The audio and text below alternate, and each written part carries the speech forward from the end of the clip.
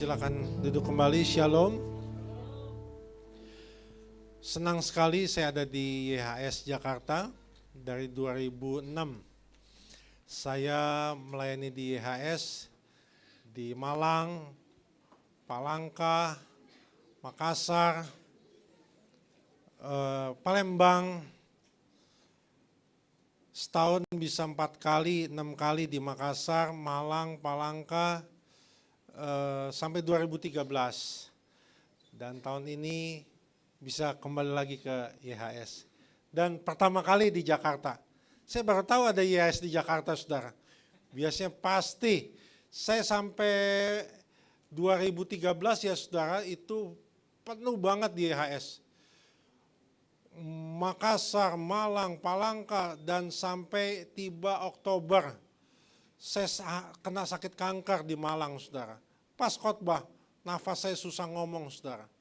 Tapi puji Tuhan ada mujizat terjadi, saya disembuhkan. Yuk buka Alkitab kita. Saya akan berkhotbah dengan judul Kemaksimalan dalam Kristus. Tema YHS adalah The Year of Divine Exchange. Kita tanpa Yesus nggak ada apa-apanya. Yuk buka Alkitab kita. Yesaya 62 ayat 1 sampai 12.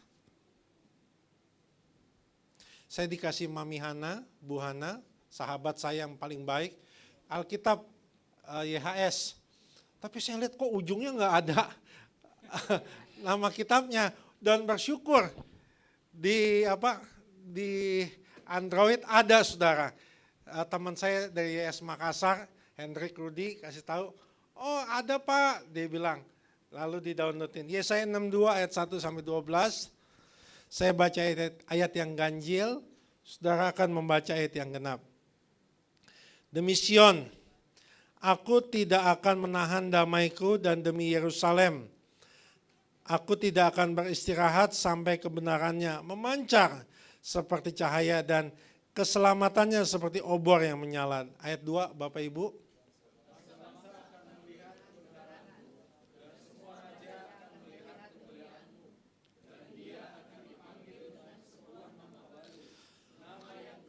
Dari mulut Yahweh sendiri. Engkau juga akan menjadi sebuah mahkota keindahan di tangan Yahweh. Dan tanda kebesaran kerajaan ada pada telapak tangan Elohimu. Ayat 4.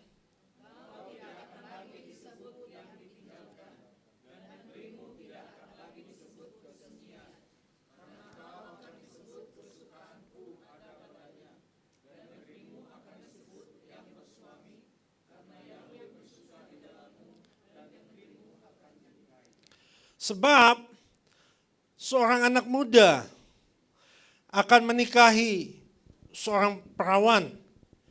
Demikianlah dia yang membangunmu akan menikahimu, dan sebagaimana kesukaan mempelai pria atas mempelai wanita, demikianlah Elohimu akan bersuka atasmu. Ayat 6. Aku telah menempatkan para penjaga di atas tembok-tembokmu, hai Yerusalem, sepanjang hari dan sepanjang malam, terus-menerus dan tidak akan berhenti. Hai kamu yang mengingatkan Yahweh, jangan ada istirahat bagimu. Kita lompat ayat 12 saja ya, terlalu panjang. Mereka akan memanggilnya umat yang maha kudus, yang dia telah ditebus Yahweh, dan engkau akan disebut yang dicari dan kota yang tidak ditinggalkan. Bapak Ibu, kalau kita lihat kitab Yesaya ini termasuk dalam kitab-kitab nabi besar. Apa bedanya nabi besar sama nabi kecil? Bukan badannya besar, bukan badannya kecil. Anak saya tingginya 188. Tinggi sekali. Lulus ITB 6 tahun lalu. Tapi dia belum menikah. Enak single. Ada mamanya. Minta apa mah? Minta apa mah?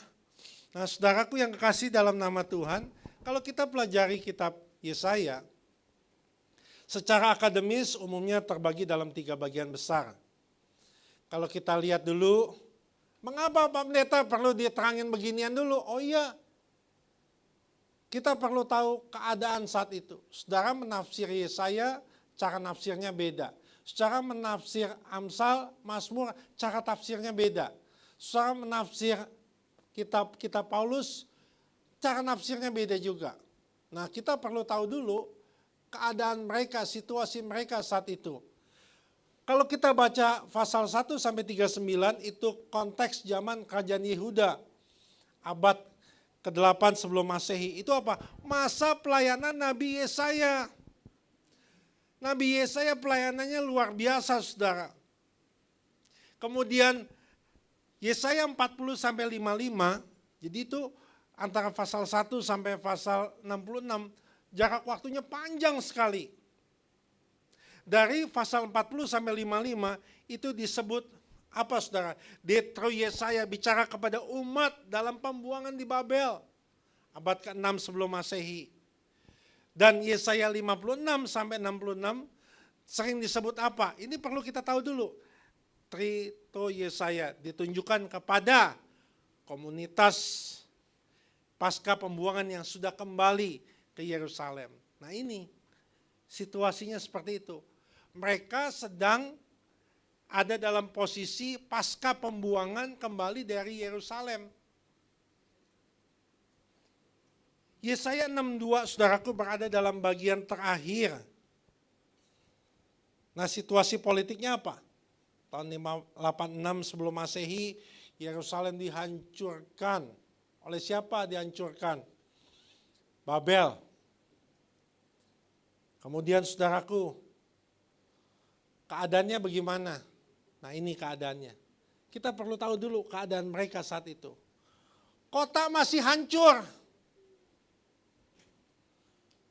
Mereka balik, mereka melihat kota masih hancur. Saya 2006, 2007 pertama kali ke Palangkaraya, nginepnya di Losmen. Buat sikat gigi, kok airnya kayak banyak semut. Pak Petrus pernah ke Palangka nggak? Pasti sudah di hotel ya, belum di Losmen yang dekat pasar situ ya. Itu sikat gigi kayak banyak semut. Hajar bleh. Hajar terus, sikat gigi terus. Mandinya juga begitu, saudara. Saya tanya sama Pak Mahar yang jemput saya tuh. Pak, ada mall nggak di sini? Masih hidup nggak ya? Masih ya. Si Papi Makassar yang udah meninggal. Papi Hill.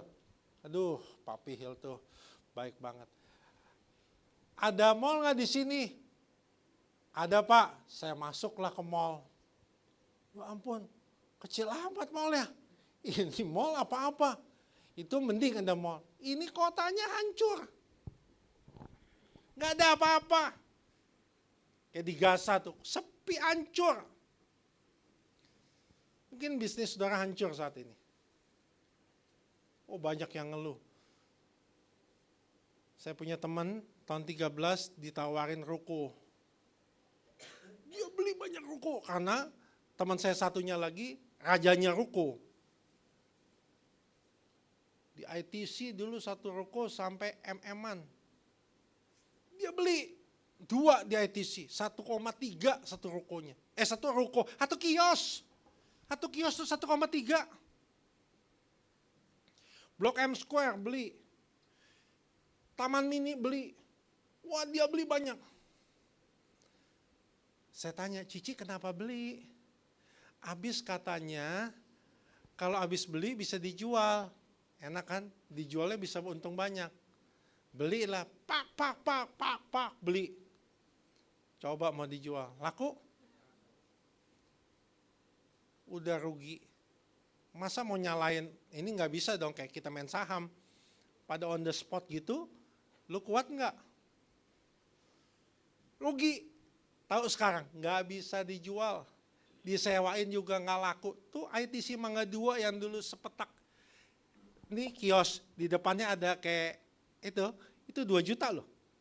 Sekarang nggak laku.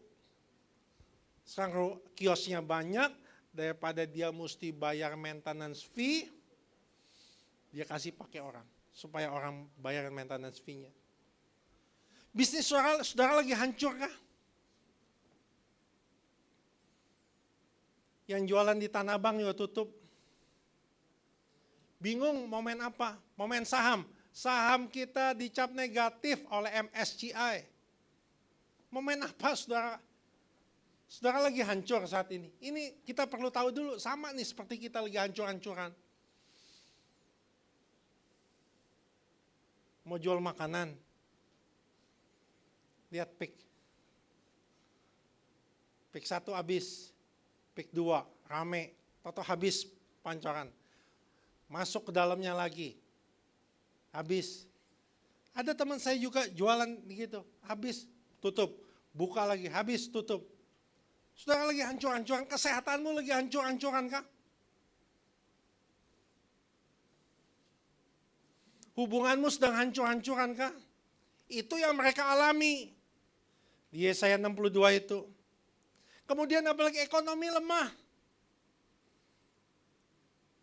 Habis dijajah. Mereka balik, ekonominya lemah. Seperti di negara mana tuh, Iran ya, duit gak berharga sama sekali. Kita rupiah juga sama sekali kayak gak ada harganya. Bulan Desember sebulan 2 kali saya ke Singapura. Tiket murah, ada hotel murah di sana, cuma 900.000. Aduh, Pak Pendeta ngapain di Singapura? Jalan kaki dan makan babi. Babi orang Filipina, itu makan babi orang Filipina, Jisamsu. Apa Pendeta Jisamsu? Jiwaku sampai ke sorga langsung. Aduh, enak banget. Enak banget.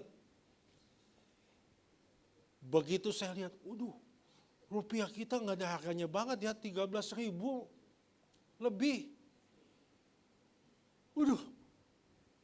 Ke US lebih parah lagi. Banding dengan euro. Untung anak saya udah lulus. Dulu waktu anak saya masih kuliah di Jerman, itu masih 16.000, sekarang udah 20 lebih. Ekonomi lemah. Kita mau usaha apa juga bingung. Makanya ada pepatah, cash is the king. Kemudian apa lagi yang mereka alami? Pembangunan bait suci berjalan lambat. Susah ibadah. Ada tekanan dari pemerintahan. Kemudian mereka alami apa lagi? Tekanan dari bangsa sekitar. Nah ini yang paling penting, terjadi kekecewaan rohani.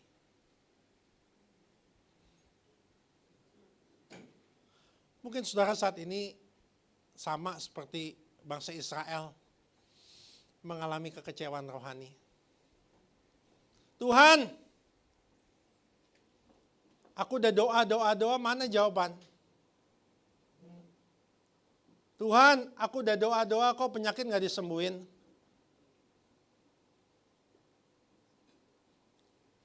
Jangan pikir saudara pendeta gak bisa kecewa rohani loh. Saya pernah sehari 4 kali khotbah di Surabaya. 4 kali juga saya ada di titik nol. Sempet loh nanyain, masih ada mujizat gak sih?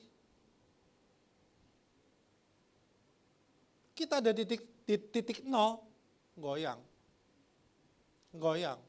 Makanya saudara perlu digembalakan di tempat ini. Makanya saudara butuh Tuhan. Berapa banyak kita bertanya seperti mereka saat itu. Mengalami krisis identitas. Tuhan masih nyertai gak sih? Itu kan kita tanya kan. Saya mau berangkat dari sini, khotbah saya. Tuhan masih nyertai gak sih? Kemuliaan Tuhan kayaknya belum nyata nih. Saya udah kesana, kesini, kok begini aja sih? Itu kan yang kita alami saat ini. Kenapa bangsa lain masih berkuasa? Kenapa tetangga saya ditolong? Kenapa teman saya dapat mujizat? Kenapa saya enggak? Itu kan yang kita tanya. Jujur. Itu yang seringkali kita tanya, saudara. Nah, Yesaya 62 ini muncul sebagai nubuatan pengharapan eskatologis. Yang ayat-ayat saudara baca ini adalah nubuatan pengharapan eskatologis.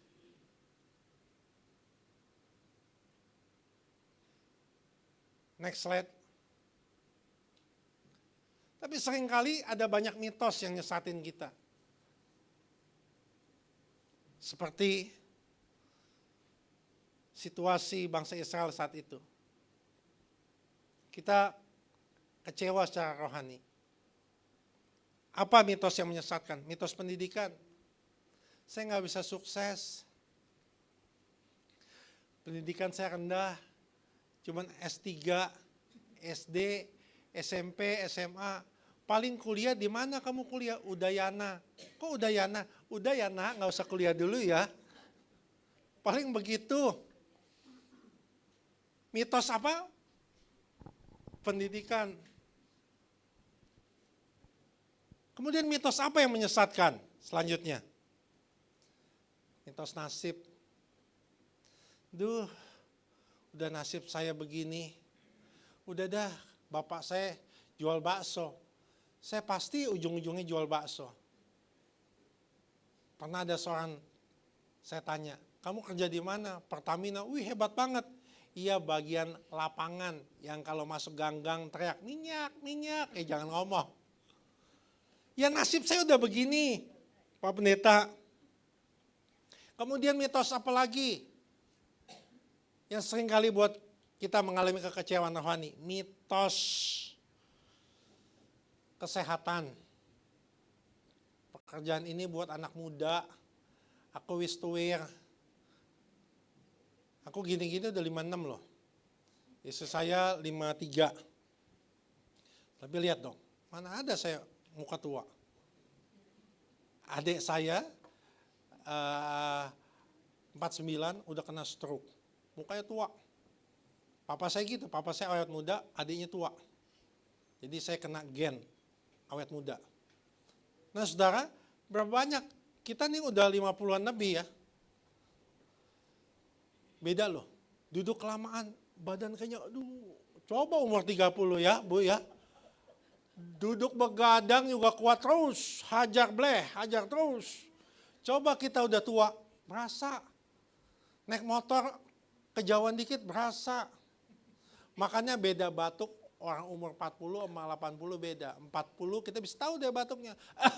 40 tahun tuh. 50. 60. 70. Plak 80 itu. Saudara, mitos kesehatan tuh nyesatin kita. Saya udah tua, nggak bisa sukses. Itu bagian anak muda. Kemudian mitos gender. Itu buat laki, saya perempuan nggak bisa. Tapi saya mau katakan pada saudara pagi ini. Sebagai orang percaya kita adalah orang luar biasa. Kenapa? Yesus mau mati buat kita. Yesus mau mati buat kita. Ada pertukaran ilahi. Daud berkata apa? Kejadianku dahsyat dan ajaib dan jiwaku menyadarinya. Kenapa kita kecewa? Karena kita nggak menyadarinya. Ada Yahweh, ada Yesus yang luar biasa. Penghambatnya adalah kita nggak menyadarinya, saudara. Galatia 5:16 katakan, hiduplah oleh roh. Daging itu terbatas sifatnya. Daging mudah menyerah. Tapi kalau kita hidup oleh roh, roh akan membawa kita melewati batas daging. Nah kita akan belajar pada saat ini, saudara. Kau nggak boleh lihat hidup ini dari sudut kekecewaan, sakit hati, putus asa. Tapi lihat hidup ini dari sudut anugerah Tuhan. Bagaimana cara Tuhan membawa kita, slide, ke potensi maksimalan kita di dalam Kristus. Bagaimana kita bisa mengalami kemaksimalan dalam Kristus. Bagaimana cara Tuhan membawa kita ke potensi maksimal kita. Langkah yang pertama, apa yang Tuhan buat, saudara? Supaya kita bisa mengalami kemaksimalan dalam Kristus. Lihat ayat yang kedua. Apa yang Tuhan buat? Luar biasa loh temanya ini. Divine exchange. Kita terbatas. Kita lemah. Tapi Yahweh, Yesus dahsyat. Apa yang Tuhan buat supaya kita mengalami kemaksimalan? Diberi nama baru. Lihat ayat 2, baca sama-sama. Bangsa-bangsa akan apa? Melihat kebenaranmu. Dan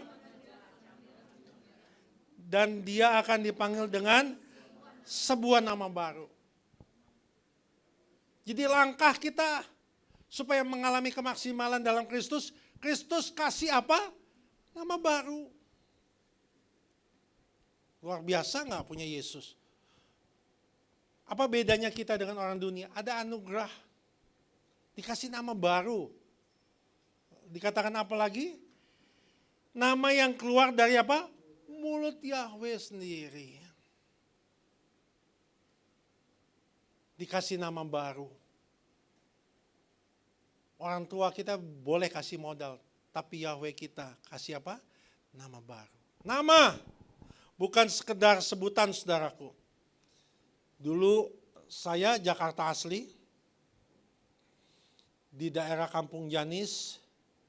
Pak Gem tahu daerah Kampung Janis enggak? Jembatan Hitam. Ya, saya orang Jakarta Barat. Gedenya di kota Glodok. Ya, itu orang-orang situ kata papa saya dulu namanya lucu, si Gobang. Ya, lucu-lucu, si Picis. Nama-nama orang Betawi dulu. Nama orang Jawa mantap. Sugiharto. Hartone Sugi akeh. Ya. Jadi nama itu bukan sekedar sebutan, tapi nama mengandung apa? Identitas. Makna dan apa? Tujuan. Kenapa papa mama kita kasih nama kita Sugiharto? Supaya kita sugih. Tapi berapa banyak namanya Sugiharto jadi kenek bus di Grogol?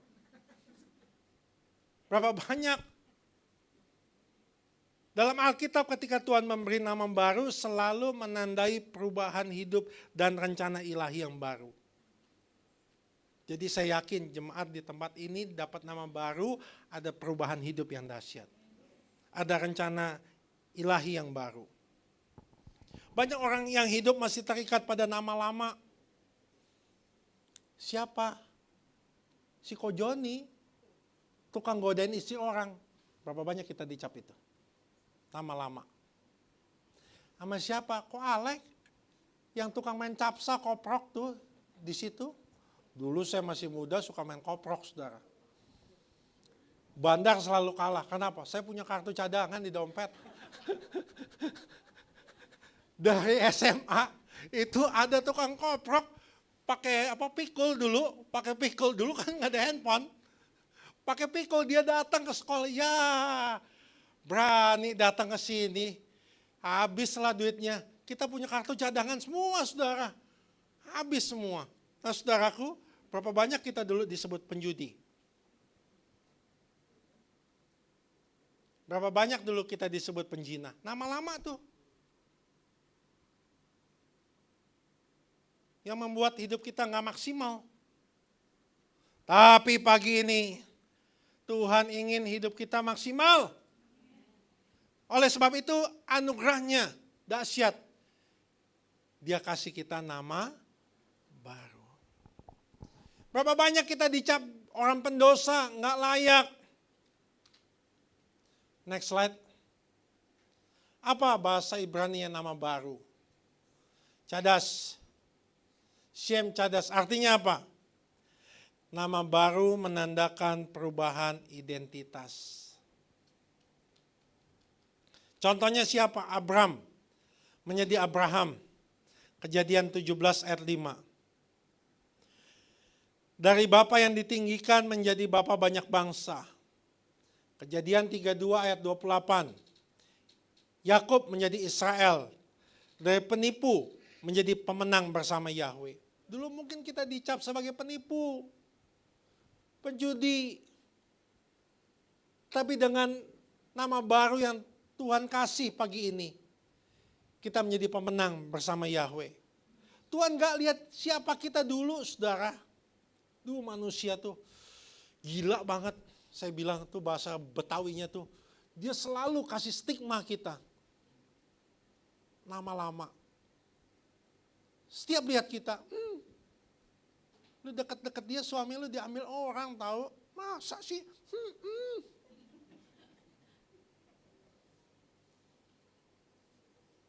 Manusia tuh selalu gitu. Itu yang membuat kita nggak bisa sukses. Kemurahan Tuhan. Saya ini bukan siapa-siapa, tapi saudara sebut gereja besar. Di mana? Kemurahan Tuhan. Saya pernah khotbah di sana. Saudara sebut mau di mana? Kemurahan Tuhan. Kemurahan Tuhan. Kalau saya masih ingat nama lama, nggak bisa. Nggak bisa. Tapi saya dikasih nama baru. Dikasih nama baru itu. Apa? Pemenang bersama dengan Yahweh. Kemudian apa artinya selanjutnya? Nama baru datang dari Tuhan, bukan dari dunia. Ditentukan oleh mulut Yahweh sendiri. Dunia suka memberi label, kamu gagal. Kamu gak akan berubah. Ya udah, itu emang sifatmu. Tapi Yahweh berkata apa? Engkau anakku. Engkau berharga. Engkau ciptaan baru. Makanya beruntung saudara masuk IHS.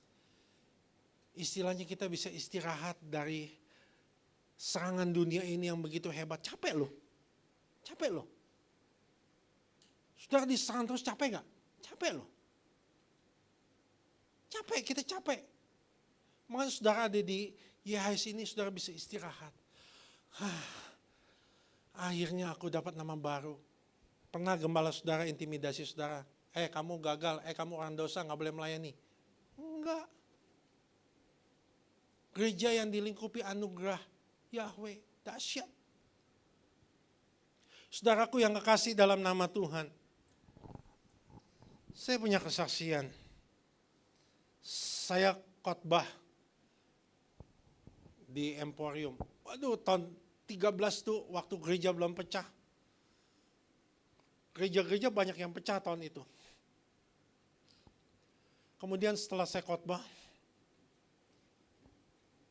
ada seorang datang ke muka. Dia nangis, Pak Pendeta. Saya kalau hari ini enggak bisa menjual rumah. Selesai saya. Doakan saya Pak Pendeta. Saya doa, jatuh dia. Buah. Kemudian setelah ibadah dia turun, dia jualan lagi. Ajaib loh. Tiba-tiba ada satu ibu datang. Bu, ayo bagus nih bu. Perumahan yang saya jual ini bagus banget. Keamanannya bagus, semua sistemnya bagus bu. Ibu ini beli satu, nangis dia, pecah telur, nangis. Terima kasih Yesus. Pimpinannya lihat, wah udah pecah telur nih, dipindahin ke ujung yang sepi. Nggak apa-apa, tokomu di ujung Pak Bu, nggak apa-apa. Orang nggak kenal engkau, aduh lokasi nggak bagus. Tapi kalau ada Bapak Yahweh, ada Yesus yang menyertai kita. Wow, dia dipindahin di ujung. Tiba-tiba ada engkau datang. Orang kaya mah nggak usah pakaian. Celana pendek, sendal jepit, swallow. Engkau kan jalannya agak gini sudah. Emang kayak saya, kayak model. Engkau jalannya mulutnya udah kayak ikan koi. Dia datang masuk. Kah, beli rumah kok. Bagus kok. Ini kamar bagus. Engkau yang beli 6 rumah. Dahsyat gak tuh? Dia kemudian besokannya telepon saya. Pak Pendeta, terima kasih buat doanya. khotbahnya bagus. Sebelumnya kenapa saya nggak bisa ini, saya selalu terintimidasi, kamu gagal, kamu nggak berhasil. Itu loh yang menyebabkan kita nggak maksimal. Kamu, aduh dadah, susah. Tapi pagi ini kita dapat nama baru. Amin. Yang kedua, apa yang Tuhan buat? Ayat 3. Ayat 3. Baca sama-sama Yesaya 62 ayat 3. Engkau juga akan menjadi sebuah apa? Mahkota keindahan di tangan Yahweh. Dan tanda kebesaran kerajaan ada pada telapak tangan Elohimmu. Dalam dunia, mahkota melambangkan kehormatan. Dalam dunia, mahkota melambangkan apa? Kemenangan dan otoritas. Kita lihat Ratu Elizabeth, mahkotanya luar biasa. Mahkota hanya dipakai oleh raja, bukan oleh orang sembarangan. Berarti kita dikasih mahkota, kita bukan orang sembarangan. Ini dulu, kenapa kita nggak bisa mengalami kemaksimalan dalam Kristus? Kita seringkali dengerin omongan orang, kamu nggak bisa sukses, kamu orang biasa. Katakan samping kanan kiri saudara, kamu bukan orang sembarangan. Bilang sama yang barusan ngomong, lu juga. Sama-sama kita ngomong, saya bukan orang sembarangan. Saya orang spesial. Slide selanjutnya. Kita orang spesial. Selanjutnya. Lagi, selanjutnya. Mahkota artinya apa? Keter dalam bahasa Ibrani. Lanjut. Apa artinya? Dari kehinaan menuju keagungan. Luar biasa saudara. Kita dari hina menuju keagungan. Itu artinya. Perjalanan hidup kita dari bukan siapa-siapa menjadi siapa-siapa. Ya. 3 kali saya ada di titik nol. 3 kali itu juga saya dapat sesuatu dari Yahweh, Yesus. Hidup saya bisa maksimal lagi. Jangan patah semangat. Jangan kecewa rohani. Ingat baik-baik firman pagi ini. Perjalanan hidupmu sama-sama katakan dari kehinaan. Menuju apa? Konteks Yesaya 62 Bapak Ibu. Bangsa Israel baru keluar dari pembuangan, rusak. Malu. Gak diperhitungkan. Mungkin kita juga sama, rusak. Istri simpanan. Apa ada Pak Pendeta? Banyak. Orang Bandung punya istri. Di Jakarta dia punya simpenan, tinggal di kos sama-sama. Sekarang usia 25 ke bawah rata-rata jadi pelacur semua. Penghasilan mereka bisa 50 juta. Sebulan. Mungkin saudara saat ini katakan, dulu saya rusak Pak Pendeta. Dulu saya nggak berharga. Tapi luar biasa pagi ini. Kau yang hina, diangkat menuju keagungan. Selanjutnya apa artinya? Mahkota itu. Keagungan artinya apa? Yang berasal dari Tuhan. Bukan dari dunia. Keagungan dunia jabatan. Keagungan dari dunia harta, pujian manusia. Tapi keagungan dari Tuhan adalah apa? Kita dapat kemuliaan. Saudaraku yang kekasih dalam nama Tuhan, saya mau katakan kepada saudara demikian. Mahkota tidak diletakkan di lumpur. Begitu juga hidup orang percaya. Tuhan gak lihat masa lalu kita sebagai akhir cerita. Di tangannya, sama-sama katakan, yang pecah menjadi indah. Usahamu pecahkah akan menjadi indah. Yang hina menjadi mulia. Aduh paling gak enak dihina. Pak Pendeta saya cuma bisa beli LV Mangga 2. Oh ibu-ibu kalau ke Mangga 2 nawarnya lebih sadis dari PKI bukan? Berapa nih? 600, boleh nggak 75? Pingsan mbaknya. Pingsan. Barang 600 lu tawar 75. Pingsan mbaknya. Ngaku, ini kan pelaku-pelaku semua nih. Nawar sadis, lebih sadis daripada PKI. Iya kan? Saya cuma bisa beli LV Mangga 2. Oh ibu-ibu, saya punya teman baru meninggal. Yang punya Dior. Waktu Dior di Plaza Senayan buka, saya yang doain. Dia nggak pernah belanja di Mangga 2. Ke Mangga 2, jijik. Ada, kelas begitu ada. Mungkin ada banyak orang lihat, ibu-ibu kan nggak usah ngomong, dari matanya orang bisa murtad loh. Iya kan? Ibu-ibu kan gitu kan, nggak usah ngomong. Berapa banyak kita dilirik orang gitu, capek gak? Capek. Itu yang bikin kita nggak bisa sukses. Tapi dahsyat kita ada di IHS. Kita dapat keagungan dari Tuhan. Yang pecah menjadi indah. Yang hina jadi mulia. Yang terluka menjadi mahkota. Hatimu luka kabu oleh suami. Suami dulu masih pacaran halus mau ngomong. Iya enggak? Kemana yang? Kencing. Udah 30 tahun menikah mau kemana yang? Kencing. Waktu pacaran halus mau kemana yang? Kencing. Udah 30 tahun mau kemana yang? Kencing. Mungkin luka engkau dibentak terus. Iya kan? Waktu pacaran mah candlelight dinner. Prikitiu, iya Kak.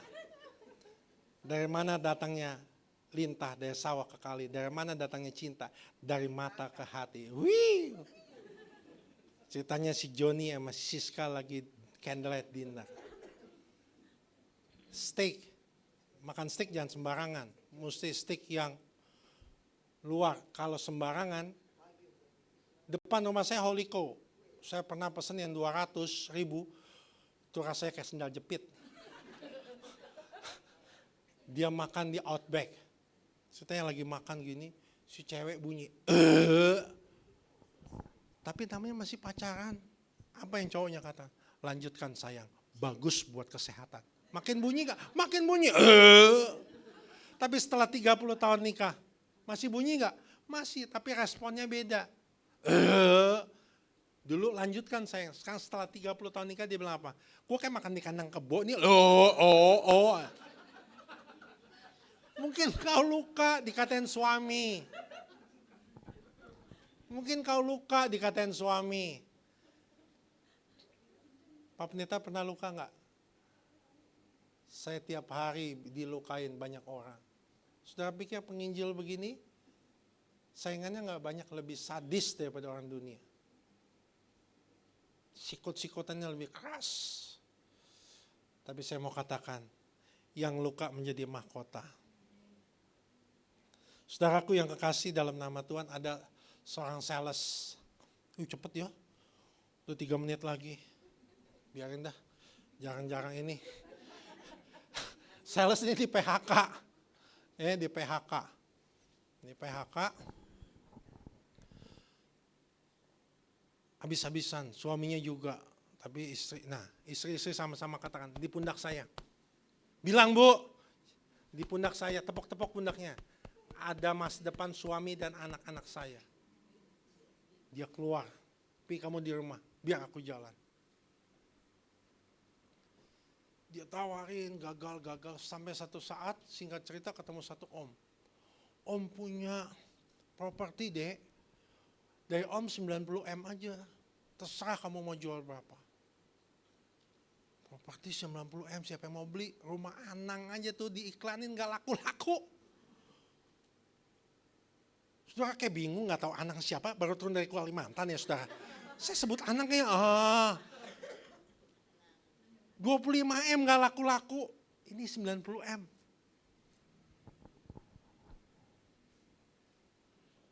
Tiba-tiba dia kontak gembalanya. Bu pendeta, saya mau buat KKR di stadion. Kamu baru di PHK punya utang bagaimana? Tenang Bu. Dia cerita. Tahu properti si Om yang 90 M dijual berapa? 130 miliar. Tiba-tiba kayak mendadak. Dia nggak terintimidasi oleh kata orang. Kamu gagal, kamu hina. Itu loh penghambat kita. Yang buat kita kecewa rohani. Tapi dia maju. Dia sukses. Dari hina bisa jadi mahkota. Makanya jangan hina orang. Saya ada teman pendeta, aduh naik kijang butut. Tapi sekarang kemana-mana bisnis kelas. Kemana-mana dia kasih. Tiba-tiba. Sama-sama katakan, tiba-tiba ada aja berkat dari Bapak Yahweh. Amin. Udah yang terakhir. Ini mengingat waktu udah habis. 5 menit Pak Gembala. Langsung kita ke ayat 12 aja. Kota yang tidak ditinggalkan. Kota yang tidak ditinggalkan.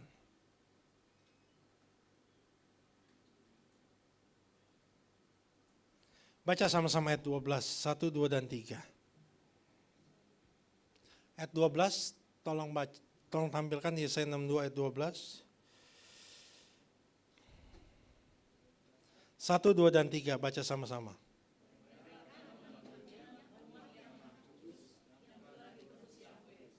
Engkau akan disebut yang dicari kota yang tidak ditinggalkan. Bagaimana cara Tuhan mengangkat kita supaya kita mengalami kemaksimalan? Ada janjinya. Kita sebagai kota yang tidak ditinggalkan. Ini janji di tengah kesulitan. Ini janji di saat merasa sendiri. Ini janji di masa yang gelap. Aku sama sekali tidak akan membiarkan engkau. Ibrani 13 ayat 5. Kesetiaan Tuhan tidak memandang keadaan kita. Dia sanggup mengangkat kita. Saya tutup dengan saksian ini. Ada seorang anak muda namanya Lydia. Gendut. Matanya minus 13. Saya udah lesik 2006. Hilang, ini plus aja. Ini minus 13 kayak kaca nako kacanya. Kaca matanya. Gendut. Mulutnya mengok. Jujur. Model gini kalau cari jodoh cepat atau lama? Lama. Kan untuk cari jodoh ada 3B. Berdoa, berusaha, bercermin. Alias ngaca. Iya enggak? Iya kan? Susah, mulut mengok. Tanya sama Lydia. Jodoh seperti apa yang kamu mau? Tahu Lydia akan jawab apa? Direktur bank. Aduh. Dapat penjual es dawet aja udah alhamdulillah. Direktur bank. Direktur bank. Impossible, susah. Susah.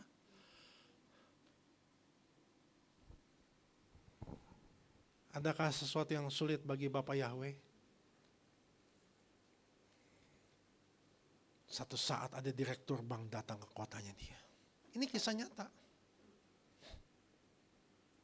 Wangi. Ganteng.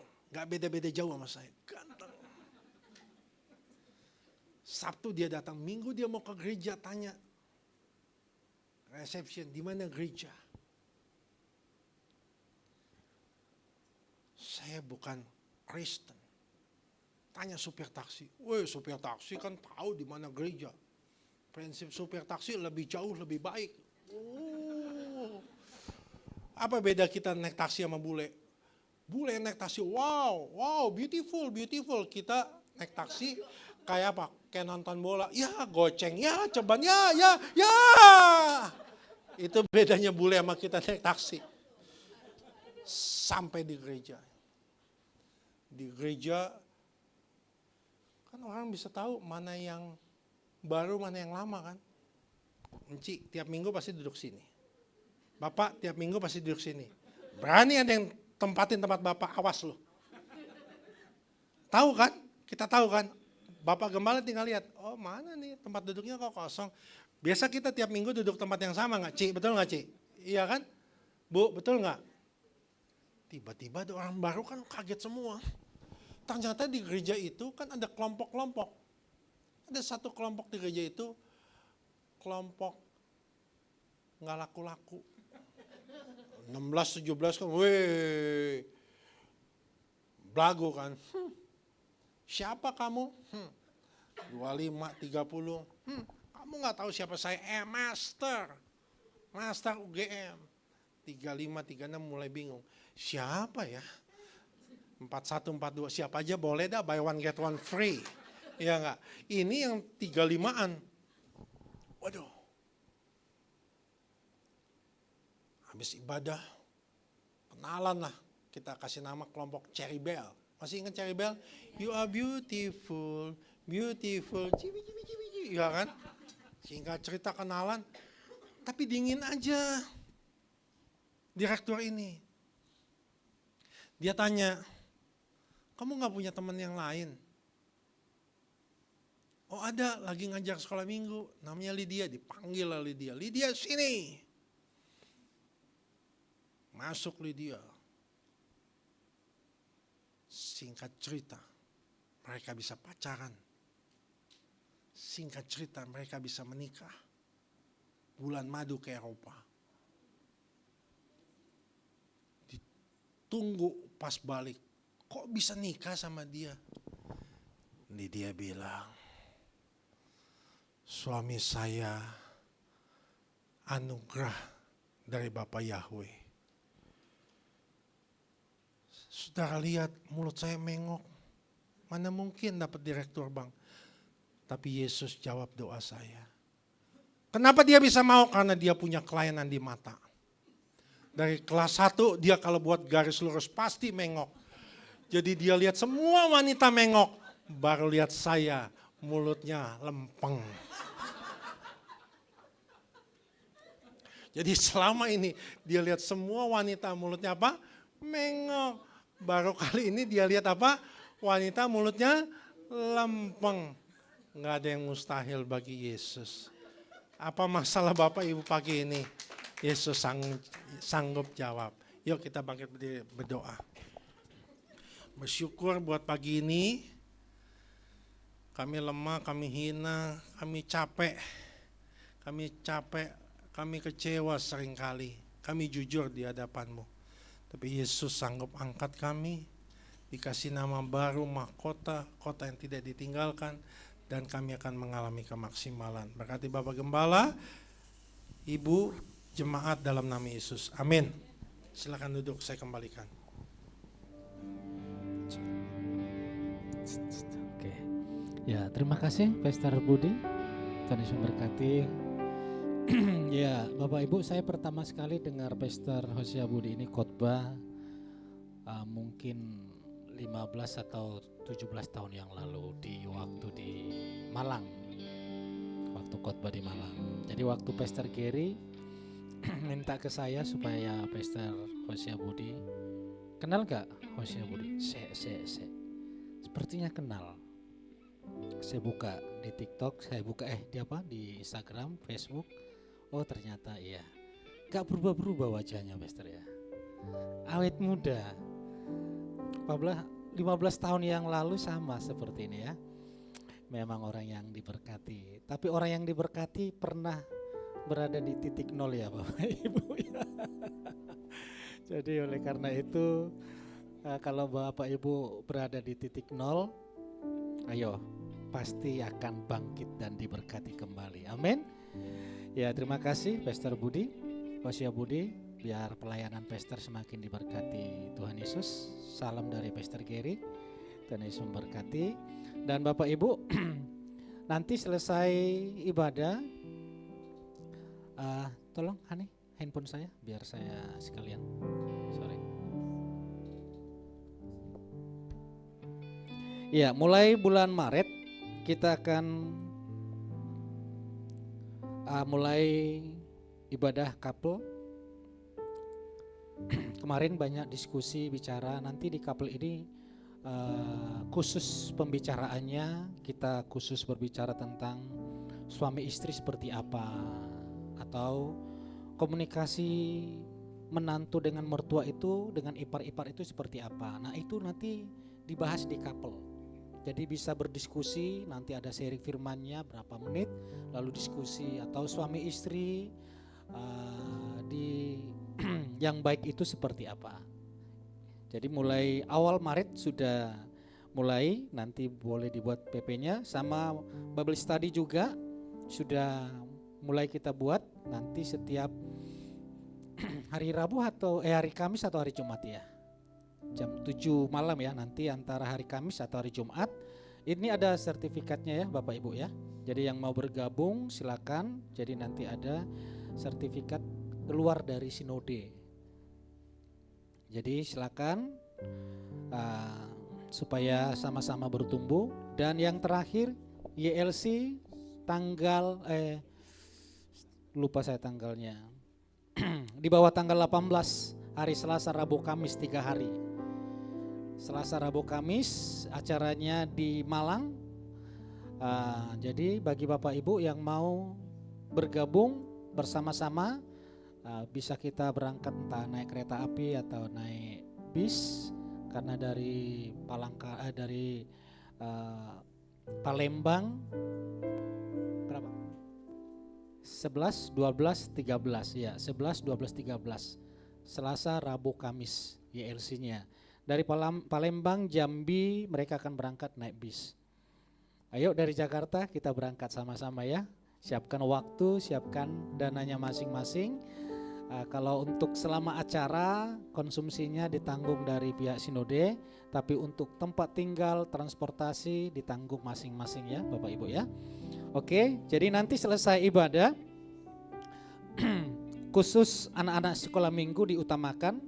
Lalu setelah anak-anak sekolah minggu yang masih lajang boleh mengambil angpau yang ada di sana karena sudah ada isinya. Berdoa sedikit-sedikit sih isinya, yang penting bisa beli es krim ya.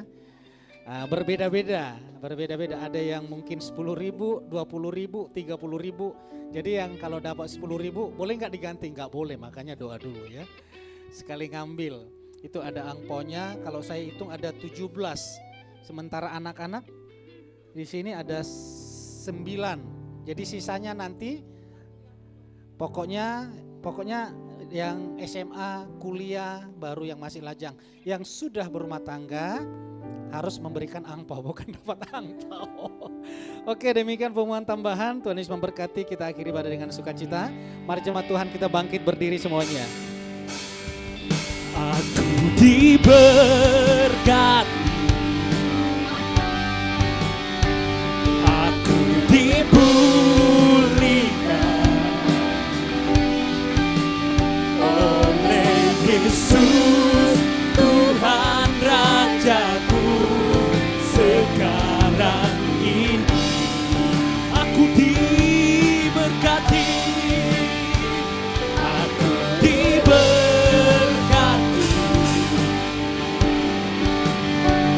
aku disembuhkan. Ku bersyukur buat kebaikan-Mu, Yesus Rajaku. Sehebat apapun, sehebat apapun pergumulanku, kuasa-Mu tetap membelaku. Seberat apapun cobaanku, Yesus, sehebat apapun pergumulanku, kuasa-Mu tetap membelaku. Seberat apapun cobaanku, Yesus, Yesus. Oh,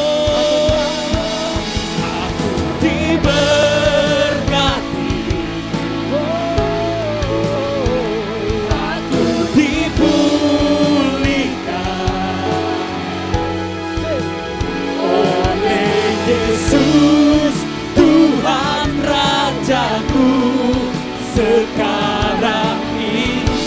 Saya undang Pastor Petrus untuk bisa maju ke depan.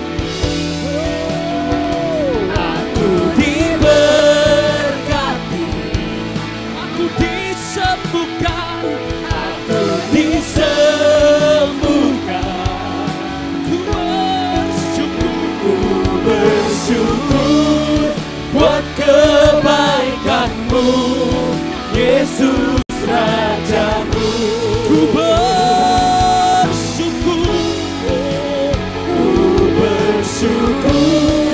buat kebaikan. Ku bersyukur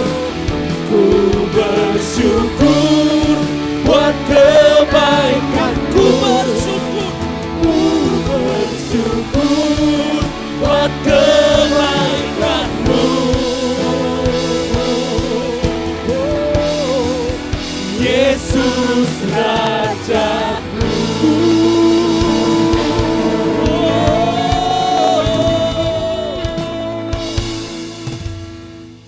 Angkat tangan kita akan akhiri ibadah ini dan kita akan terima berkat dari Tuhan. Bapa Yahweh memberkati engkau dan melindungi engkau. Bapa Yahweh membuat wajahnya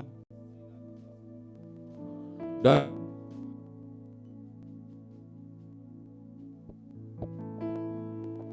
Bapa Yahweh mengarahkan wajahnya kepadamu dan memberi engkau damai sejahtera.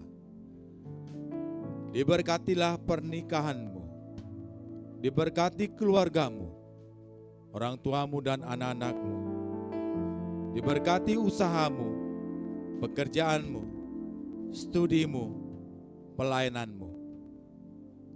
Diberkati Tuhan dengan berlimpah-limpah bagi siapa yang percaya dan yang mengandalkan Tuhan. Berkat sudah kita terima dari Yeshua HaMashiach yang percaya dan yang sudah menerima berkat dari Bapa Yahweh. Sama-sama kita berkata, amin. Selamat hari Minggu, Tuhan Yesus memberkati.